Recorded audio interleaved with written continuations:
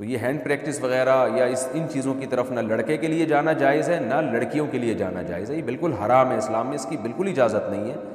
سورہ قد افلح المؤمنون میں بھی اللہ نے حکم دیا، اور سورہ معارج میں بھی کہ الا علی ازواجہم، کہ مرد اپنی بیوی کے علاوہ اور عورت اپنے شوہر کے علاوہ کسی تیسرے راستے سے اپنی خواہش پوری نہیں کر سکتے، نہ ہاتھ کے ذریعے نہ کسی اور ذریعے سے۔ تو اور حضرت عثمان ابن مظعون رضی اللہ تعالیٰ عنہ، یہ بھی صحیح حدیث ہے، فرماتے ہیں ہم سفر میں ہوتے تھے، بیویوں سے دور ہوتے تھے، تو ہم پہ عورت کی جدائی بہت شاق گزرتی تھی، اپنی شہوت پہ کنٹرول کرنا بہت مشکل تھا۔ ہم نے نبی سے اجازت مانگی کہ ہم اپنے آپ کو کسی طرح خصی کر دیں، نامرد بنا دیں، تو آپ صلی اللہ علیہ وسلم نے اس سے منع کیا ہمیں۔ اب آپ دیکھیں حضرت عثمان ابن مظعون اتنی شدید کنڈیشن میں کہ اپنے آپ کو نامرد کرنے کے لیے وہ تیار ہو گئے تھے۔ فرمایا، حدیث کے الفاظ ہیں لو اجازنا لاختصینا، اگر نبی ہمیں پرمیشن دے دیتے تو ہم اپنے آپ کو نامرد کر دیتے، یعنی ہمیشہ کے لیے نامرد ہو جاتے۔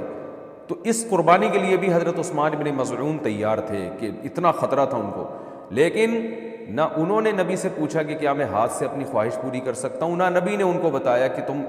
یعنی ہاتھ کے ذریعے مجبوری میں اپنی خواہش پوری کر لیا کرو، نہ نہ نہ نہ، نبی نے ان کو بھی حکم دیا ایسے موقع پہ تزوج الودود الولود فإنی مباہی بکم الامم، محبت کرنے والی عورت سے اور اولاد جننے والی عورت سے نکاح کرو، میں تمہاری کثرت پہ قیامت کے دن فخر کروں گا۔ تو آپ صلی اللہ علیہ وسلم نے بزبان حال بتا دیا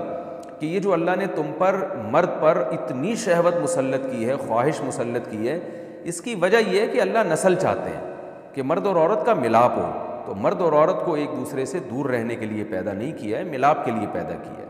تو اس لیے ملاپ کی ایک ناجائز قسم ہے، ایک جائز ہے۔ ناجائز ہے گرل فرینڈ بوائے فرینڈ، یہ حرام ہے۔ ولا متخذاتی اخدان، ولا متخذی اخدان قرآن کے الفاظ ہیں، کسی لڑکی سے تمہیں دوستی کی اجازت نہیں ہے۔ اور جائز طریقہ کیا ہے جو سورہ مومنون میں اور سورہ معارج میں اللہ نے بیان کیا، الا علی ازواجہم، کہ اپنی بیوی بنا کے اپنی خواہش اس سے پوری کرو، فإنہم غیر ملومین، اور اللہ نے فرمایا یہ لوگ قابل ملامت نہیں ہیں۔ اگر نکاح کے ذریعے آپ خواہش پوری کرو گے تو آپ کو دنیا تو ملامت کرے گی، لیکن اللہ کی نظر میں آپ کو سرٹیفکیٹ مل گیا کہ آپ قابل ملامت نہیں ہیں۔ یہی وجہ ہے کہ علماء نے لکھا ہے کہ جو بیوی کے ذریعے بھی اپنی خواہش پوری کرے نکاح کر کے، اسے ملامت کرنا، اسے طعنہ دینا، اس پہ کفر کا خطرہ ہے، کیونکہ اللہ نے اس کو سرٹیفکیٹ دے دیا کہ یہ قابل ملامت نہیں ہے۔ تو اپنی جانوں پہ ہم سب کو رحم کرنا چاہیے۔ زنا معاشرے میں بہت تیزی سے پھیل رہا ہے، کو ایجوکیشن سسٹم نے تو ہمارے فیملی سسٹم کو تباہ و برباد کر دیا ہے۔ تو